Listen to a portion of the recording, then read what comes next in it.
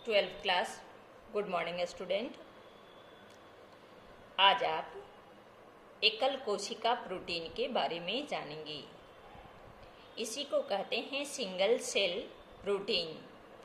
ये कभी कभी ना पूछता है परीक्षा में, इसलिए आप इसे अच्छी तरह से याद कर लेंगे। कुछ सूक्ष्म जीव है, जैसे बैक्टीरिया है, ईस्ट है, ब्लू ग्रीन अलगी है, नीलहरित शैवाल। इसके अलावा भी कुछ और भी सूक्ष्म जीव हैं। ये तो हमने आपको उदाहरण के लिए दिया है। जैसे है स्पाइरुलिना, क्लोरेला, हो सकता है आप इसका नाम सुने होंगे। ये सब सूक्ष्म जीव है। इन जीवों की कोशिकाओं को कई प्रकार से उपयोग में लाया जाता है और इसका उपयोग जो है खाने के रूप में, खाने के काम में भी लाया जाता है, क्योंकि ऐसे भोज्य पदार्थ को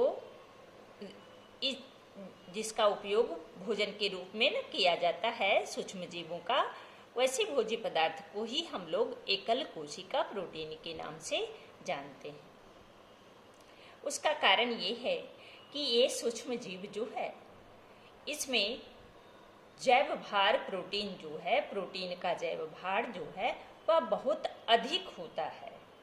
तुम्हारे समझने के लिए इनमें प्रोटीन की मात्रा बहुत अधिक होती है। ये प्रोटीन समृद्ध होता है, भरा पूरा, किंतु इसमें वसा जो है कम होता है। इसलिए ये मानव स्वास्थ्य के लिए लाभदायक है, महत्वपूर्ण है। और इसका उत्पादन भी बेकार के पदार्थ से आसानी से हो जाता है। जैसे औद्योगिक बहिस्राव, उद्योग धंधा, कल कारखाना जो है, उससे निकलने वाला जो वेस्ट प्रोडक्ट है, अवशिष्ट पदार्थ, अवशिष्ट जल है, उसी में इसको समृद्ध भी किया जा सकता है, इसका उत्पादन किया जाता है और इससे पर्यावरण के प्रदूषण में कमी होती है। इसलिए इसका महत्व है। एकल कोशिका प्रोटीन के उत्पादन के लिए जगह भी कम चाहिए, कम जगह की आवश्यकता होती है।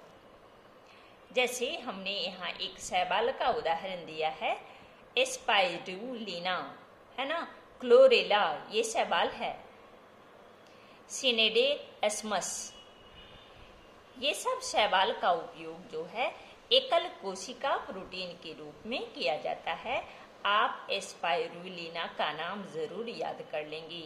इसका एकल कोशिका प्रोटीन में ना बहुत अधिक महत्व है, क्योंकि स्पाइरुलिना, इसका निर्माण जो है, इसको आसानी से आलू संसाधन संयंत्र से जो अवशिष्ट जल निकलता है उसमें स्टार्च पाया जाता है और उसी स्टार्च युक्त जल में इसे आसानी से उगाया जा सकता है। इसके अलावे इसको भूसा, सिरा, मल जल इत्यादि में भी उगाया जा सकता है। साथ ही साथ स्पाइरुलिना में प्रोटीन के अलावे प्रचुर मात्रा में मिनरल्स भी है, खनिज भी है, वसा है, कार्बोहाइड्रेट है और विटामिन भी प्रचुर मात्रा में पाया जाता है। और इसके उपयोग से ना पर्यावरण का प्रदूषण भी कम होता है। इसीलिए एकल कोशिका प्रोटीन में स्पाइरुलिना का नाम महत्वपूर्ण स्थान आता है। इसके अलावे ये तो शैवाल हो गया, कुछ कवक भी है। कवक में हमने उदाहरण में आपको दिया है, जैसे ईस्ट सैक्रोमाइसेटेस, इसका नाम आप सुने होंगे। कैंडिडा, इसका भी नाम आप सुने होंगे। ये रोग उत्पन्न करता है, इसलिए आप इसको सुने होंगे।